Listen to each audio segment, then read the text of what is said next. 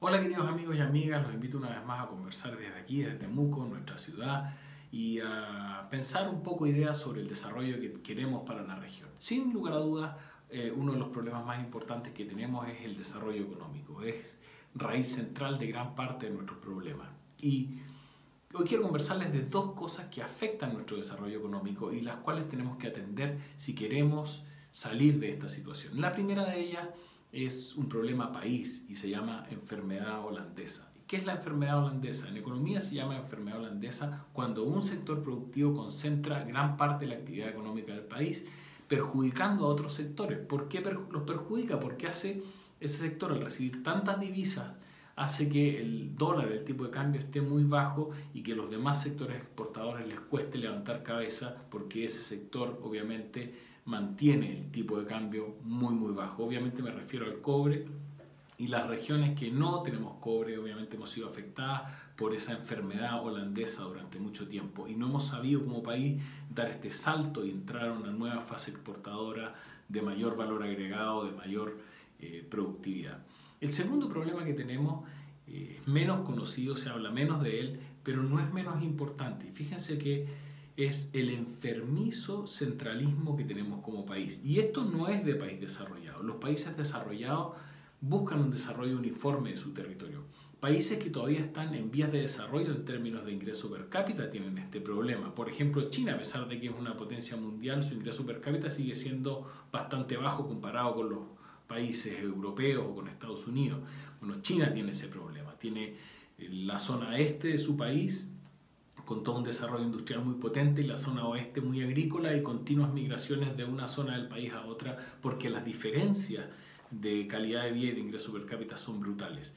Pero los países desarrollados han conseguido otra cosa, han conseguido un territorio uniforme, han conseguido que su población se pueda desarrollar desde el lugar donde está y no tenga que trasladarse de un sitio a otro como hacemos la gente que estamos en provincia para poder desarrollarnos económicamente. O sea, los jóvenes no tienen que emigrar, como en el caso nuestro, a Santiago para poder desarrollar sus enormes capacidades. Se pueden quedar en el lugar. Fíjense el caso de Alemania, por ejemplo. Alemania, tú puedes encontrar empresas en Múnich, en Frankfurt o en Berlín. Y ni siquiera eso, o sea, ni siquiera solo en las ciudades. Vas a Múnich y sales en un tren de alta velocidad al sur de Múnich y vas parando en diferentes pueblitos y cada uno de esos pueblitos tiene una industria donde son especialistas, por ejemplo, en el desarrollo de una parte de la turbina de Boeing y son muy buenos en lo que hacen desde el lugar en donde están. Ese modelo más uniforme sin duda es mejor para el país. ¿Quién de nosotros podría imaginar, por ejemplo, que en España el 40% de la población se concentrara en Madrid y que todas las decisiones de negocio se tuvieran que tomar en Madrid? No sería el mismo país, ¿verdad? Sin el tejido empresarial que aporta Barcelona, el País Vasco, la Comunidad Valenciana. Nosotros entendemos que un país desarrollado requiere estas macrozonas que aportan a la productividad del país. Los europeos han ido incluso más allá. Cuando se plantearon en la Unión Europea este concepto de uniformidad del territorio en cuanto al ingreso per cápita, lo llevaron a nivel incluso de países, con lo cual los países que ingresan a la Unión Europea, si están por debajo de la media del ingreso per cápita, empiezan a recibir lo que son los fondos de cohesión, es decir, los países que están por encima aportan para que esa zona se iguale con el resto de la Unión Europea. Con eso son un territorio fuerte y cohesionado. Bueno, ni hablar de Estados Unidos, que está dividido por estados. Nosotros tenemos un sistema muy presidencialista, muy centralizado, que nos tiene en esta enfermedad que sufrimos todos los países de América Latina, de una enorme concentración.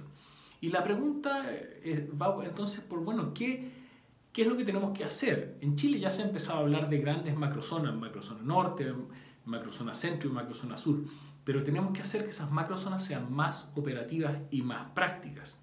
Les doy soluciones muy sencillas. Por ejemplo, si nosotros queremos hacer negocio con alguien en Coyhaique, con una salmonera, para ir a Coyhaique tenemos que viajar a Santiago y luego viajar a Coyhaique y luego volver a viajar a Santiago y luego volver a viajar a Temuco.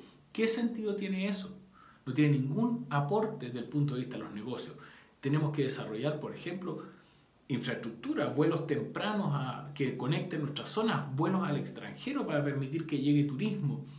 Hay que planear el país en 3 macrozonas y eso nos va a permitir hacer este desarrollo más uniforme y, por supuesto, cohesionar con inyecciones de fondos públicos que ayuden a levantar a las zonas que hemos sido afectadas por el centralismo y por la enfermedad holandesa.